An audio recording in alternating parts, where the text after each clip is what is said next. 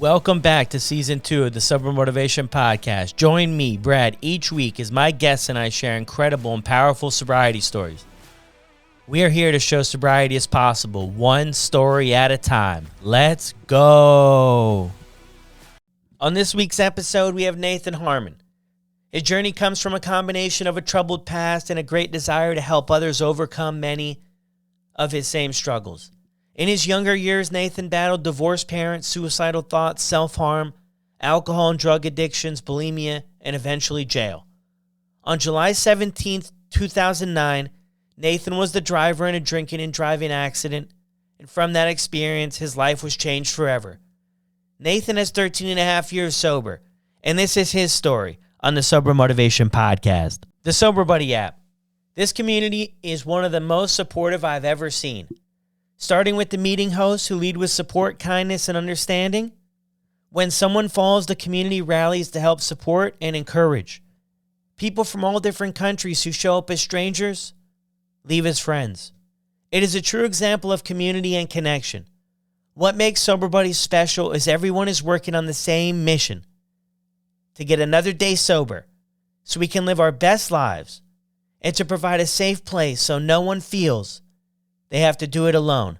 Check out the app today or head over to yoursoberbuddy.com and come and join us for some of our live support groups. It's hard to find the motivation to get sober when you're in the trenches of addiction. It's easy to say I'll stop tomorrow or I'll cut back tonight. What's harder is putting action behind those words. That's why I've teamed up with SoberLink. SoberLink's remote alcohol monitoring system was specifically designed to help in your recovery, not just some breathalyzer you buy at the store.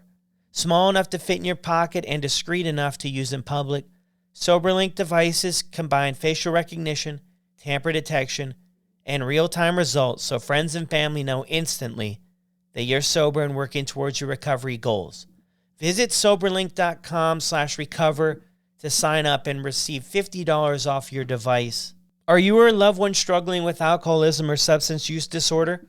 Palm Beach Recovery Centers can help. Their inpatient medical detox and residential facility provides personalized treatment to help you get back on track. Their experienced staff is here to support you every step of the way. For more information, visit their website, palmbeachrecoverycenters.com. Welcome back, everyone, to another episode. I just want to give a heads up. Nathan was the driver in a drinking and driving accident in which there was a loss of life. So we discussed this in the episode, and I just want to let everybody know that that is in there. Now let's get to the show. Welcome back to another episode of the Sober Motivation Podcast. Today we've got Nathan with us. How are you, buddy? Good, man. How are you? I'm well, man. I'm glad we jump on here and we could do this. Yeah, me too, for real. I'm excited. Yeah. Well, how we start every episode is the same. What was it like for you growing up? Oh, man, I think it was a mixed bag.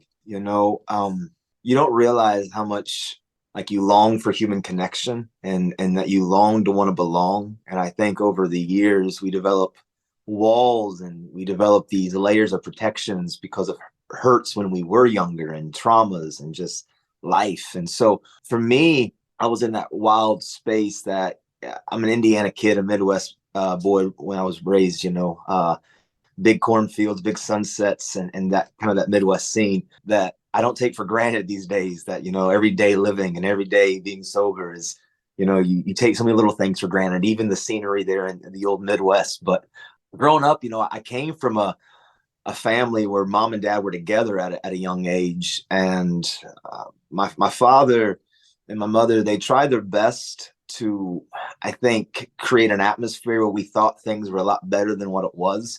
We struggled with some poverty and some finances, and I didn't know any of that as a kid. But one thing that my parents never did, and I think a lot of older generation, some of us, I'm 37 now, I'm becoming an old man, but, it's a little different for me as a father now. We've learned, but I think growing up, our parents protected us. It's that place of keep everything in house, don't let anybody know that we have problems. And that was even on a smaller micro level that even me and my sister, we didn't think that my parents had any problems. They never fought in front of us. I didn't even know that my mom and my dad like smoked cigarettes until I was, 11 years old. I remember being in an elementary school and they're like, they would ask a question about nicotine or something. And I was like, my parents don't. Like I thought for sure that my parents were just like larger than life. And I remember one time walking into the garage and my mom put a cigarette behind her back real quick and I was devastated. But that's just kind of the model that my parents had growing up, is they would try to shield me and my sister from everything.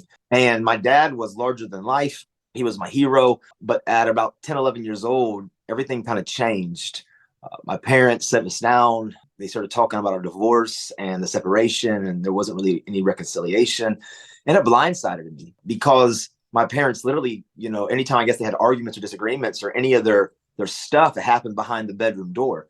And so it was an abrupt change in my life. My father pretty much moved out within a few weeks, and he tried the weekend stuff and the other week stuff, but he ended up moving farther away, and it kind of never materialized that way. And I was really wounded. I felt lied to, betrayed. I was angry. I found out that my dad had addiction and he had some alcohol problems, some big time stuff, and I was determined not to become like him. Honestly, I think truthfully looking back, what you feed grows. And sometimes you're so determined not to become like somebody, you're given a lot of wasted energy and effort and focus on those things. And sometimes you kind of walk right into that because you were feeding that energy and those thoughts. But I was determined not to become like him. And my parents, they thought I was stable enough. They tried to stay together long enough until they thought me and my sister would be okay. She was 4 years older than me. I was 11 at the time, and my grades were great. Everything on the surface looked good. But when the divorce happened, man, it was some cracks in the foundation, big time. And I could tread water, and I could stand behind the dam and plug the holes and maintain. But I developed some coping skills and strategies of isolation and kind of absorbing how my parents dealt with conflict. You don't talk about it. You suppress it. You don't lean into it. And I was slowly drowning by the time, I'm 14, 15, 16 years old.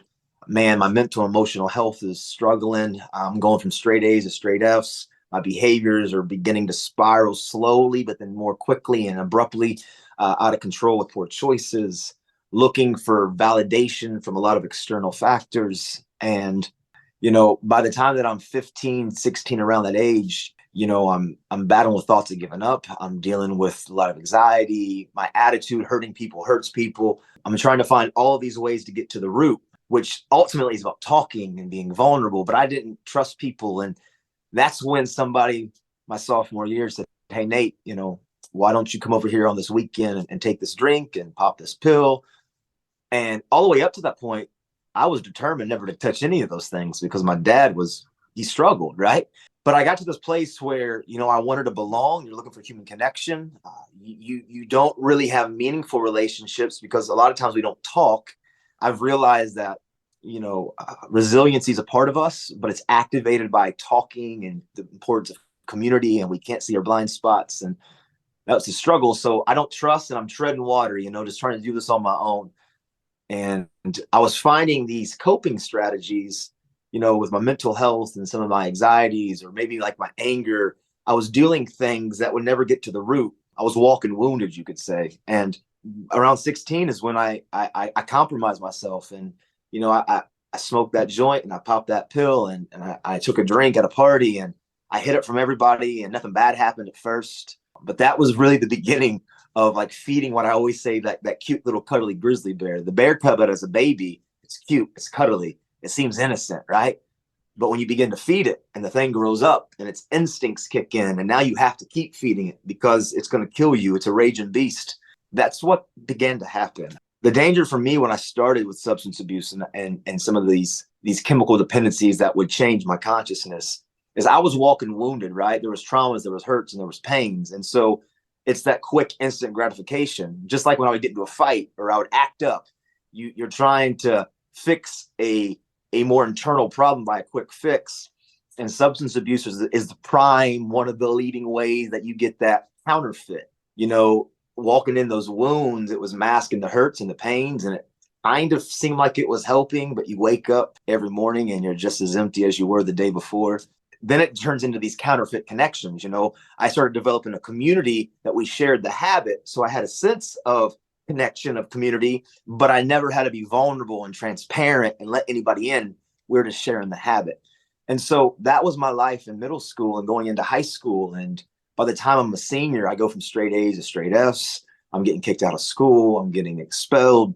This little bear cub became something that I couldn't control anymore. And then you start stealing and you start making other decisions that you wouldn't normally make, but your perspective gets jaded and you're doing anything to feed the bear. And yeah, that was my journey. By the time that I'm in my early 20s, I'm kicked out of my house and I'm kicked out of school. And, you start to buy into hopelessness and you can't really change. You've tried a few times and, it's just this crazy journey that I got in. And that was my early years, honestly, was just a lot of developing coping strategies that would never get to the root.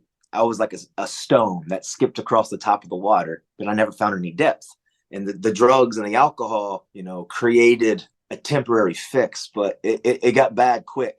Really, man, it's wild when I look back at that moment, because up to 11, 12, 13, 14 years old, even though there were some fractures and some cracks in the foundation, like you would have never thought in a million years that I was going to become an alcoholic and an addict and on the brink of overdose and you name it. I'm trying it at the time. I'm attempting it. There wasn't really anything that I had not tried or attempted other than intravenous use, right? And I probably would have continued on that if my life didn't abruptly stop when I was in my mid-20s. So that was the early years, Wow, you covered a lot of ground there. I can relate to a ton of the stuff you're saying, right? About that sense of community. I've talked with a couple people too about this before, that bringing drugs and alcohol into it is just such a cheap entry to that sense of community, as to where genuine friendships and other genuine, more beneficial communities are harder to enter, right? You mentioned vulnerability. You might have to be vulnerable to sort of, I don't know if be a member is the right word, but to be part of those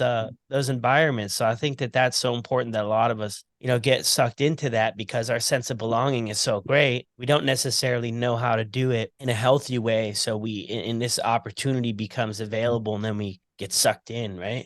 Yeah, it really comes to, I have a hard time, and I know it's not always, but as I've looked back, the mental health space and the substance abuse situation, they're so intertwined normally. The reason you begin to maybe compromise and to look into some of these other avenues of substances or community is because there's a lot of stuff going on the inside and you don't know how to articulate it. You don't trust people. There's traumas. There's all kinds of stuff that happen, bitterness, all situations. And you stumble into sometimes these substances or experimentations, right? Just trying to figure out life as you get older. You get presented opportunities that you don't realize that little bear cub is going to grow up and it'll get to a place where you can't contain it and you can't control it anymore. And it's ultimately, I think people are looking to find out how to get to that place on the inside, and it's exhausting. So you start trying different avenues, and some of those avenues get a hook and a hold on you that it's not as easy as just ABC, walk away, 1, 2, 3. There's a real strongholds and sensories and all the things when it comes to the chemicals and the dopamines and all these things that, that literal groove that happens in your life, in your brain, and all of these things that we just don't sometimes realize the door and the threshold we're walking into. No, so true. I'm wondering too, as you're going through all of this, was there any type of intervention? Like, did anybody mention to you, like counselors at the school, your folks, your friends? Yeah, I think, it was, again, my parents didn't intentionally try to, I think, to teach me some coping skills that would never ultimately help. They were trying to just protect me and my sister from thinking that we had a more stable environment. And so, again, at 11, when my world just changed overnight, like I didn't ask for it, sign up for it, and bam, there it is. I just assumed that that's the way that, I was really good at wearing the mask. I was really good putting on the fake face, the fake smile. And as I began to compromise and some of these things begin to be more internally prevalent, I hid it from a lot of people, probably the gravity of some of the things and the pills that are some of the opiates and some of the, the antidepressants and all these, we're trying to find in high school, you're moving and hustling and you're finding stuff. And, I'm starting to smoke and drink. And again, my mother had remarried, and I didn't like the home environment. And so she tried to always have a different kind of parenting, or she kind of knew that these things were beginning to happen, but she also was struggling with some of those same things too. Right. And so she was there, but my grades weren't falling off the cliff yet. And so she didn't know it either. Is this like just that natural, my son's experimenting around? At the end of the day, it's high school. These things kind of happen, the drinking on the weekends, the parties, at the campfires. And I just don't think people at the beginning knew the depths. And so when it did begin to surface with the grades and the school and skipping, and some of my normal behaviors were changing pretty quickly, there would be people that would step in, but that requires me being vulnerable and really opening up about, it was deeper than just the substance. There was an anger towards my dad. There was bitterness towards some of the traumas and the abuses and some of the stuff. And so I was pretty good at shielding and sliding. And honestly, what they always say, some of us as addicts and others that have recovered and we're into, this journey, we're really good at manipulation. We're really good at, being that chameleon and being whatever we need to be just to get out of that situation. I kind of somewhat thought I was mastering it. I probably wasn't nearly as, I probably wasn't fooling as many people as I thought I was, but there was people, but I just, it is what it is. I got to that place of really being stubborn and also not really wanting to lay down my guard. And, you just don't realize what's on the other side of that as much until you're losing friends that are overdosing and you're making choices that are affecting other people's lives forever, which happened to me. It was just this crazy journey that I minimalized a lot. Yeah, I'm with you on that. Yeah, I said that part too of I would always get approached to in high school, like the behaviors were out of control. And I think there was a couple parts. I wasn't willing, but I also wasn't at that level to connect with what was going on. Like, I mean, looking back now, it's clear as day, right? Hindsight 2020, but at the time, I couldn't put the pieces of the puzzle together, and I wasn't willing to let anybody else try either. That's good. That's true. We don't realize, I think, when you're in the middle of it, when you're so close to something, you can't really put it in a proper perspective. You don't realize the forest from the trees when you're in the middle of it sometimes. And I think that happens to a lot of us. We don't really understand the trajectory that we're on. No, so true. So what happens after high school? So you mentioned there, you left home and things were getting a little bit rough for you. Things were picking up a little bit more. What does that look like for you? Yeah, so I get kicked out my senior year, and it's a fall from like straight A's, upstanding freshman year to by the time I'm a senior, dude, just tore up from the floor up, full blown alcoholic, full blown pretty much addict. You start stealing I had a job when I was 14, 15, 16. And I was just a grinder. I was just go getter because we didn't have a lot. And by the time I'm a senior, 19, 20, I can't keep a job.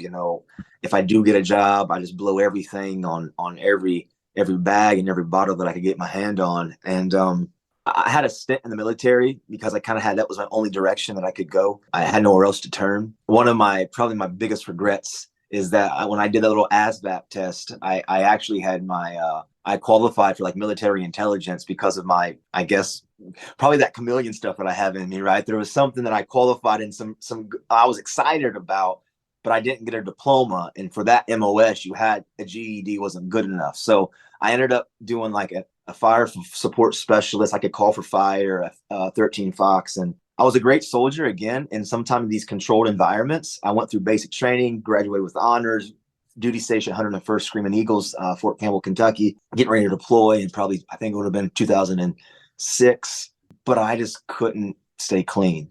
And so when I got to that place where I had more options and I had no self-control, and the impulsivity was just off the charts. I dropped dirty a bunch of times and made some poor choices. And actually my colonel and where I was at the 101st, they were really kind.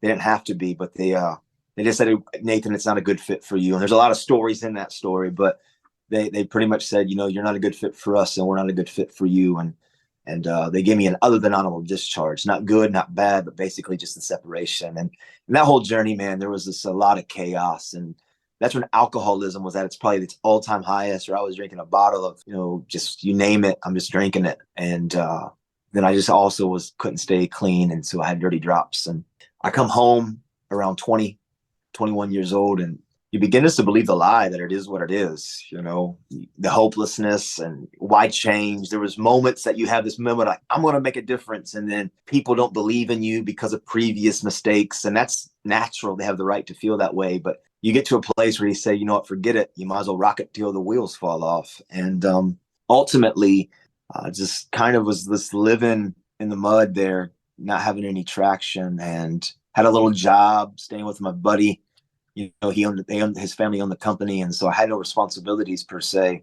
And every weekend just cash a check and just still living like a college kid party lifestyle, even though I'm not in any kind of betterment of myself. It was July 17th is when everything shifted.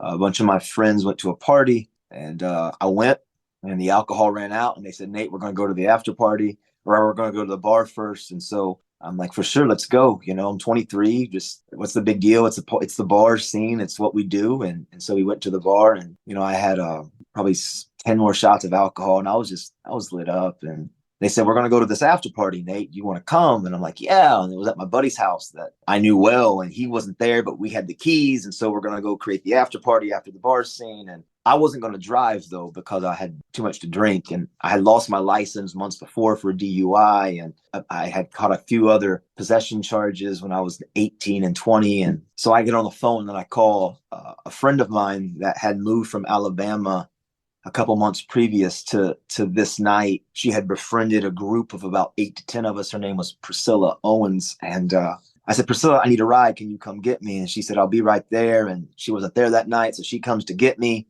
I'm following quote unquote safety measures of, get a designated driver and don't have the keys. And man, she shows up and bought a case of beer to take to the party. My buddy Mike stops me. You're not driving. No, she is. We walked out. Somewhere in that transition, I got the keys, and we didn't make it to my friend's house. We were right around the corner, and I think we have these moments, a lot of us have, where something happens, positive or negative, but when you pause and reflect, the details are just so vivid, these moments of impact, like I like to say. And I remember every moment of that night. And she screamed tree, and then I woke up in a helicopter, and I remember the propeller and the wind and the scene, and I black out again, and I woke up in a hospital, and police over top of me asking me questions. Priscilla's cell phone was locked, and her ID wasn't in her purse, and so she's fighting to survive because of some of the trauma from the wreck. And it wasn't until I woke up and I identified who she was. And they wouldn't tell me a lot because I wasn't family. And my mama had showed up, and she was in the corner, and they said, she's alive, but she's struggling. And I identified, who she was and where she had lived. And that morning, they didn't arrest me right then and there. I don't know if they were still figuring out what happened, trying to get the right charges put together. I had broken my ankle, so then maybe there's some bills and who's the hospital, the care. I don't know, but they let me crutch out, and they said they'd be in contact with me soon. In the car with my mama, she just let me know that my life was going to change because my sister was a nurse. And when she got to the first hospital, after she got the phone call that, her brother had been in an accident, I had already been transported to the next location. And so she was able to get some details and relay that to my mama. And my mom just said, Nathan, your life's going to change. And we hit the tree at a high rate of speed. And, there's a lot of details to it. But ultimately, I had put on a seatbelt, and Priscilla didn't. And upon impact, she launched forward. And the case of beers that was in the back seat launched forward. And they the beer and the windshield somewhat sandwiched Priscilla. And there's just a lot of trauma. And my mom said, your life's going to change. You get home. I called the police, the hospital, and nobody would tell me anything. And the newspaper had ran a story to Lifeline to Parkview. So I decided to stay up the entire night and just make every deal with myself, make any deal. God, if you're real, let her live. And at 2:47 a.m., the paperman shows up, and he throws the paper, and I jump up and I rip it open, and I read those 3 headlines and those 3 words, and it said crash victim dies. And on July 17th, 2009, when I was 23 years old, that grizzly bear that I fed, that grew up, the reality of it turned in that, sometimes the ripple effect, and sometimes your negative choices and your decisions, you're not just affecting you, but how much that those choices and those decisions can forever traumatically impact other people forever, for real. And the moment of disbelief, the moment of it should have been me dead. I knew my struggle, right? Like at the end of the day, all these feelings, and now like my life's over, to be honest, like that selfishness at the beginning, but then it's bigger than that. You begin to realize that the ramifications and another family and her mom, and who was she as a daughter, as a sister, she was a mother of two little kids and at the time. And gosh, man, talk about hopelessness. And in the story, just to kind of give it, then we can pause and you can kind of dissect if you want. But 3 days after my wreck, her family, Carolyn, the mother, and Olivia, her sister, wanted me to contact them. And, what are you going to say? I had never met their family or her family before. She had moved from Alabama. She wasn't there that night. She came to, she was my designated driver. And I'm terrified. What do you say? Forgive me. And, I call them and I'm weeping. And of course you're saying you're sorry, but what does that do? Like, for real. And this family, this courage, Carolyn, the mother, they say, Nathan, we're angry, we're sad, we're mad, and a lack of other words. But we've decided in this moment that we don't think that basically one dumb choice should destroy two families. And we want you to know that we've decided to pick love over hate, and we forgive you. Crazy, man. And they just asked me to do two things: not let their daughter Priscilla pass away for nothing, and try to make the world a better place. And at 23, I'm like, yeah, what does that mean? And even though the family forgave me, choices have consequences. And as that began to the next several months, I was, within a few weeks, I'm charged with reckless homicide, vehicle manslaughter. And at 23, even though the mother and the family were very compassionate, the state of Indiana sentenced me to 15 years in prison at the time. And that was the beginning of a quote that I now live my life by, is two of them. At that moment, it would have been easy to give up. I had battled, my mental health of suicide thoughts and struggles of a lot of other negative ways that I was dealing with the trauma, and then my attitude, and then the substance abuse. And now my choices affected another family. It would have been easy to give up. But I remember when I was a kid, my dad used to always tell me, as long as there's breath in your lungs, there's hope in your heart. As long as you're breathing, regardless of the circumstance.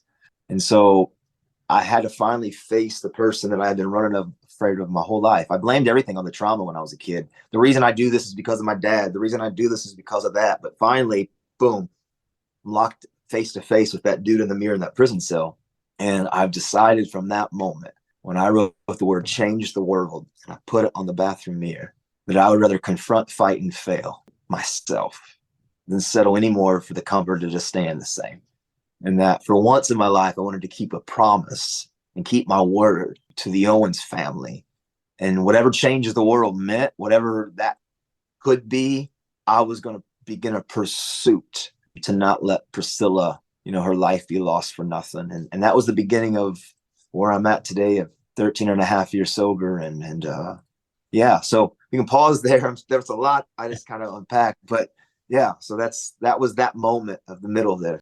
Thank you for sharing that, man. I can't imagine at all that that's an easy thing to share and to go through and everything like that. But I love kind of, the message about it is about carrying our story forward too. I mean, I think that that's incredible for you to still bring that with you today. Yeah, I mean, what happened is when I've looked back, and I've learned in this journey of, as you begin to get sober and you begin to kind of dissect kind of how you got to where you were, and you learn about other stories and you hear other people. What I've learned is, honestly, with this family, and they didn't have to, like Carolyn and Olivia, they were under no obligation to decide to pick love and forgive and see it and be courageous. And to be honest, Priscilla had two young kids at the time that are now 18 and 20, I believe. And I don't know exactly where some of this lies with them, because we've never had conversation. There's a lot to that story. But, in that moment, 13 and a half years ago, this family found the most courage to step into one of the most uncomfortable moments in their life. But honestly, it was that family's ability to confront the most difficult time that I don't know for sure, but that's, can't even wrap my mind around it. And so this family found the courage to step into their uncomfortability. For me, I realized that there was a lot of bitterness and a lot of things that I was holding on towards my father and towards other people that were playing a huge part of my struggle.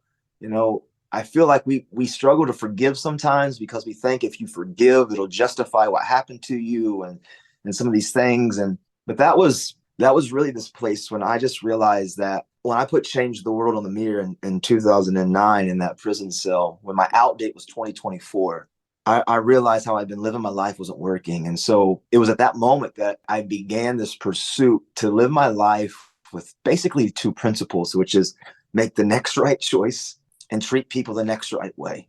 And for me, it started with finally having to take off the social and the emotional mask and realize the power of vulnerability and transparency and like finding the ability to talk is what activates our resiliency and problem solving. And so I started every day at that moment. I could have said when I get released and down the road, but I just decided to begin to own the moment and to own the next choice as much as I can. And so I started living my life with when I put Change the World on the Mirror. I didn't know that currently I'm a communicator and I get opportunities to stand on stages and to talk to people on a lot of different venues about adversity and conflict and choices. And I didn't know that Change the World, that I was going to be someone who could articulate a message per se.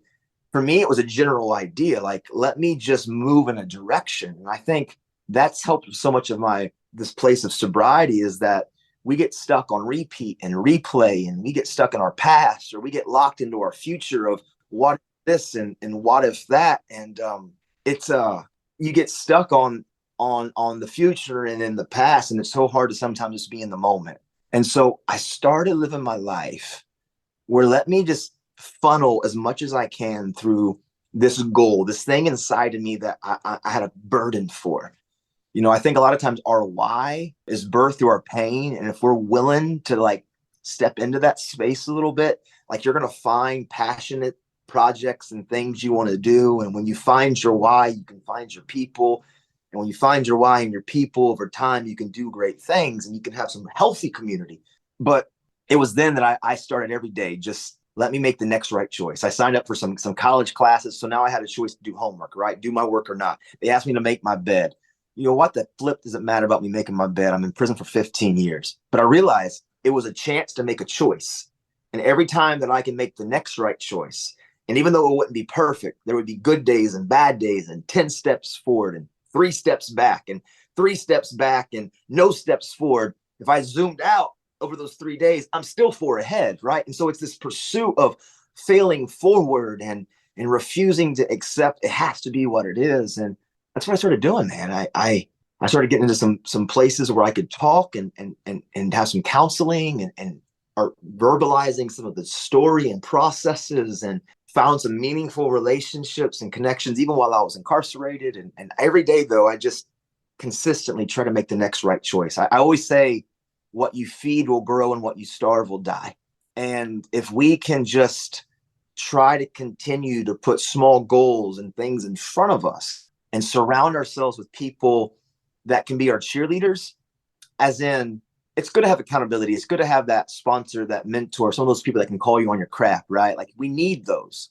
But also, I think for me, what's helped me say 13 and a half in sobriety right now is that in that process, especially on like the mental health space and the depressions, or like when I struggle with some other really negative coping skills, that things that I did, it wasn't having people that would judge me at all. At the end of the day, I had some people that didn't have any stock in if I did good or didn't do good, right? They were just people that would always be my cheerleader. And even if I made mistakes, as long as I continue to be vulnerable and transparent over time, the more that I'm talking, and we'll go longer days and longer stints, that was a big key to me. I found some people that were absolutely, they wanted to see me become healthy and successful. But at the end of the day, if I screwed up, if I dropped the ball, it wasn't like, oh, I'm so disappointed in you. They were like, okay, suck it up, get back up and keep moving forward. Like, you've got this. And that kind of really began to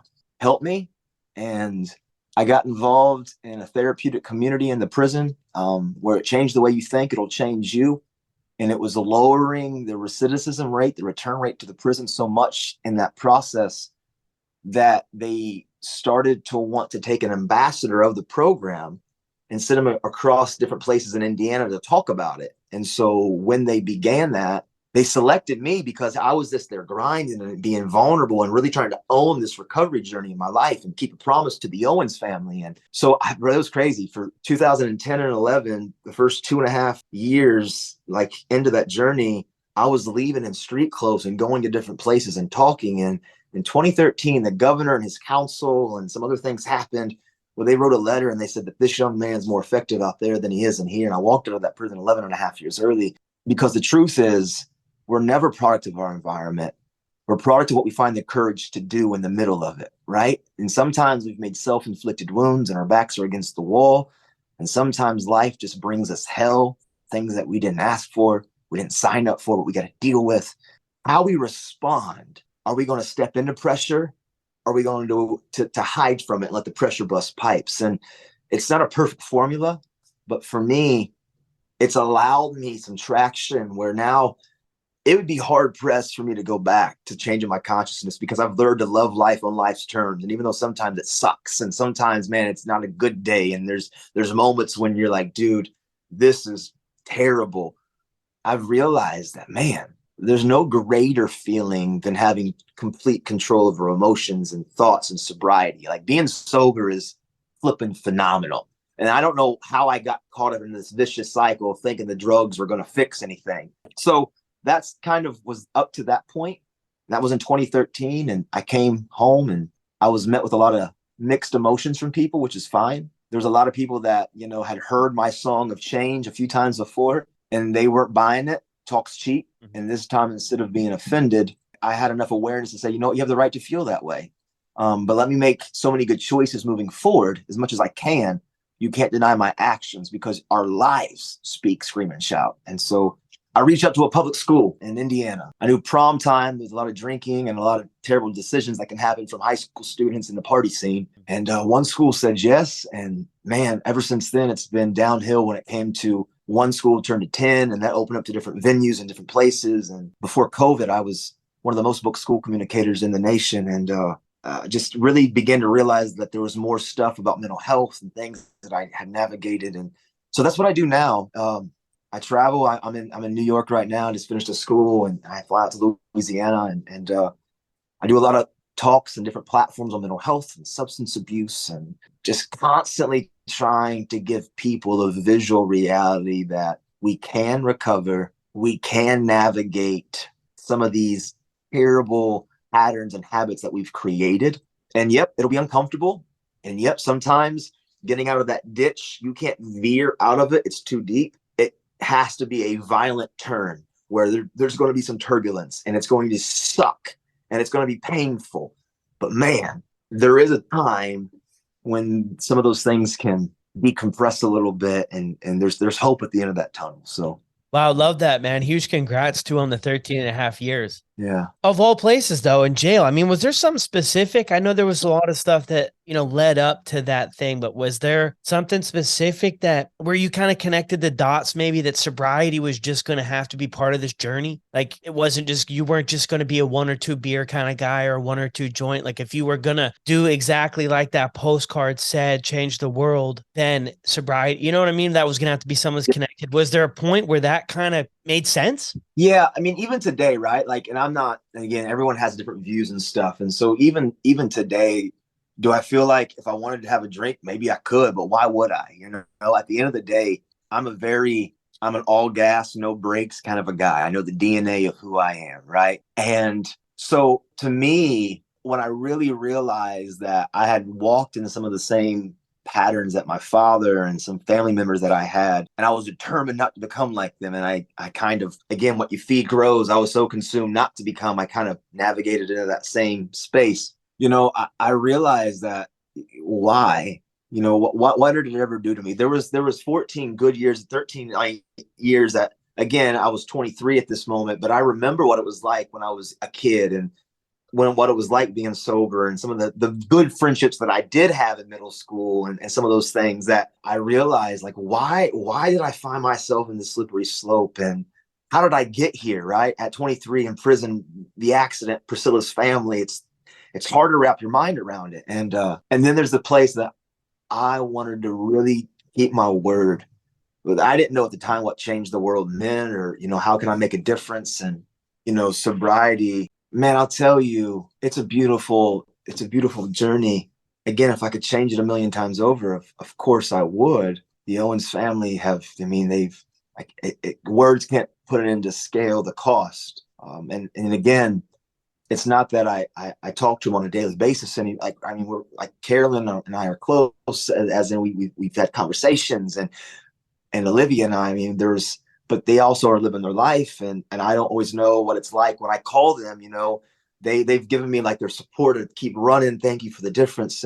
But I know when I call them, it comes right to the surface. What else would, like, anytime, you see what I'm saying? Like, I have ways that they can get a hold of me, and I'm just constantly doing what I can to try to let my life be an example and a witness that Priscilla isn't gone for anything. And of course I would change it. And as her kids now I know are older, and I don't know where they land, I'm just trying my best to continue. And I would say I've forgiven myself. I don't, it's not like this unhealthy relationship of like this drive, but there's just a lot of reasons that I choose sobriety. There's why go back to a couple beers now? I'm 13 years, and I think there's so many people, as it's built, like, people need to see visuals that, like, wait a minute, we can go for long stints, and we can. And so that for me has been really that. And faith played a big part of it in prison. My dad and I was raised with some belief in God. And at that moment when I hit rock bottom, there's some real moments that, I stopped running from me, that I was running from God, you could say. And so that kind of gave me some foundation. Regardless of what you believe, I think when it comes to mental health and substance abuse, a lot of times when people don't believe in anything, you just feel like you're lost in the middle of the chaos, and there's no purpose, right? So that's really what that core of the spiritual part and the belief part, or the bigger than you part, right? Or acknowledging that you're powerless on your own, that whole space, it really is about purpose.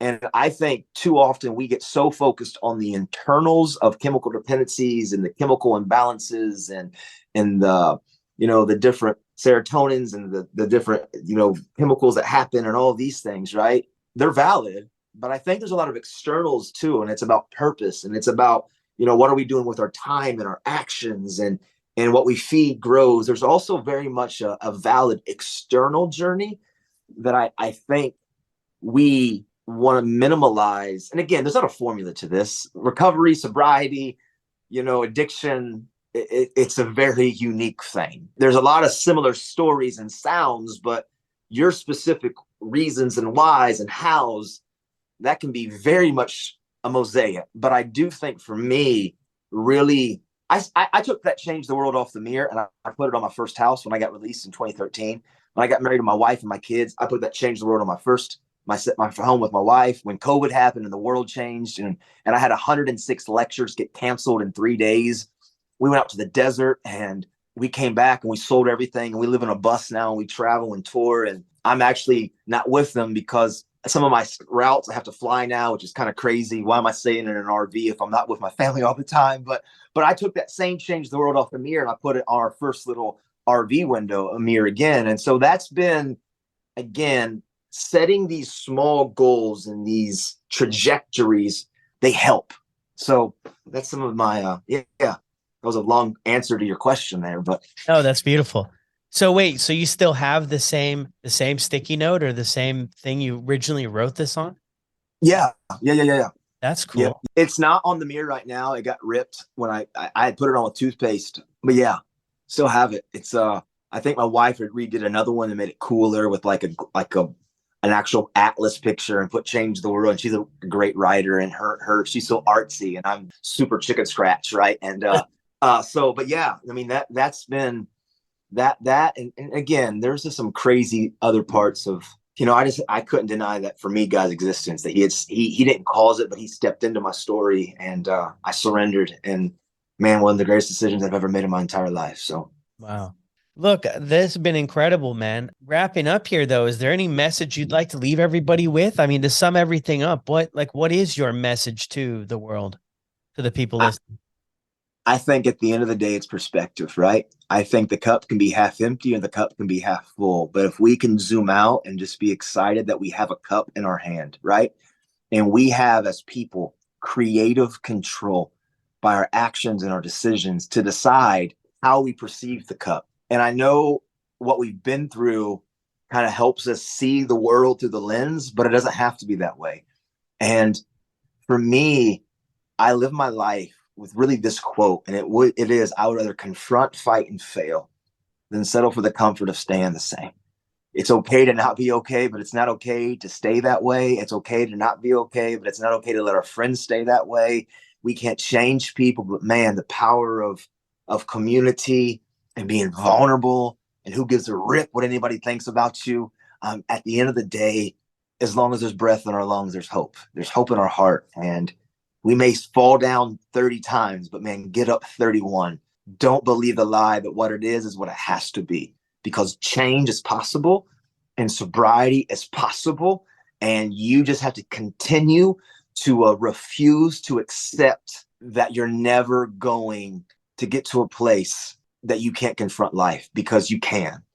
It won't be easy, but man, you can do hard things, and resiliency is a part of us. It's who we are as humanity, but it's activated by community and vulnerability. And you've got to start there. So that would be my message. And that's what we share with a lot of different places and spaces there with Your Life Speaks. So that's our organization that we started in 2013, 14, Your Life Speaks. So Your Life Speaks. I love that. What's that like for you though? Speaking at all these schools, you get nervous doing stuff like that? What, like 100, you said you had 106 and you're doing a lot this year, right? man, it was a crazy journey. It was a rock. Before COVID, I was doing 220 schools a year. I could do 4 talks in a day. You go into a county and just go and talk, and that kind of just materialized. And now even today on this side of COVID, I still, we have plenty of opportunities, and we go coast to coast, and we're doing less now because my kids are a little older. I'm trying to be a little bit more in their life on a daily basis, just because I don't want to be the same kind of. My dad did the best that he could, and I knew he had his own stuff, but I just am trying to be and I'm really vulnerable with my kids. Like, my kids know everything about me, all the mistakes, and I don't hide stuff anymore. And I think that generation of us that are parenting now, I hope we realize the power of being real and raw and vulnerable, because our kids need it. But yeah, so it's busy. I mean, we've did probably when May gets here, from March, April, May, I probably did 75 schools in those 3 months, just all over the country, and some venues and mental health community nights and galas, and just a lot of places, right, that hopefully we can bring a message of hope. And so it's been incredible. People asking where's my therapy, what do I do for like my, like, how, where do I do, I'm like, I stand in front of thousands of people every day, and I just bare my chest, and I'm raw. And I always say, what you give away is what you get to keep. And so I've got some good mentors that I can really be vulnerable with. But then I also realize pursuing passion and doing what you love and trying to figure it out, it's a great medicine to sobriety too. So it's humbling, and it's really I always say I have no idea how I got to where I'm at, other than I just woke up and just said, let me do the next thing. Let me just do the next thing. Let me just do the next thing. And I believe hard work, good choices, and having community, the opportunities are limitless. And it's not about hiding from the rain. It's learning to dance in it, pretty cliche, but it's true. So yeah. Yeah, no, thank you so much. Yeah, thank you for, I know you're busy, so thank you for jumping on the show and sharing your story and sharing all like this great stuff you have. I mean, it's a great direction for anybody who's struggling, I think. Yeah, man. And again, I so appreciate your work, and just the whole sober motivation, man. It's such a great reality, because people need to see those stories. They need to see that we can confront this grizzly bear, and we don't have to just to go wherever that symphony takes. That we're the choir director, and we can call for that orchestra, and we can call for percussions and strings and instruments. And I think what you're doing here is just really giving people that visual of, what, let's stay in the fight. Stay in the fight. So I appreciate your work, man, so much. And even for having me, I'm really humbled and grateful for the opportunity. Same, brother. Thank you so much. Wow, what a powerful episode. I am so grateful that Nathan came on here to share his story. Kind of takes me back a little bit to hear a story like that. That's a heavy story. And for Nathan to really dedicate his life to giving back, I think he's given over 1,400 keynote speeches to students, to professionals all over North America. To be able to do that, I think, is incredible. I think what happened there in his story, it would have been so easy just to throw in the towel. Just to throw in the towel and just give up there. And he's really fought back. And he's really trying to make a difference. So if you enjoyed this episode, let him know. Send him a message on social media. Let him know you appreciate him sharing his story. I can't even imagine that was an easy one to share. And at times it was a hard one to hear, to be quite honest. But we got to share the hard stories. And what I've noticed through sharing these stories is that people who find recovery often go through a lot of pain. And maybe that's how they're able to get on the other side of things, is they don't want the pain anymore. They use the pain to develop a why. And once they find a why, they run with it. But another incredible episode. Thank you, everybody, for the support. And I'm looking forward to seeing you on the next one.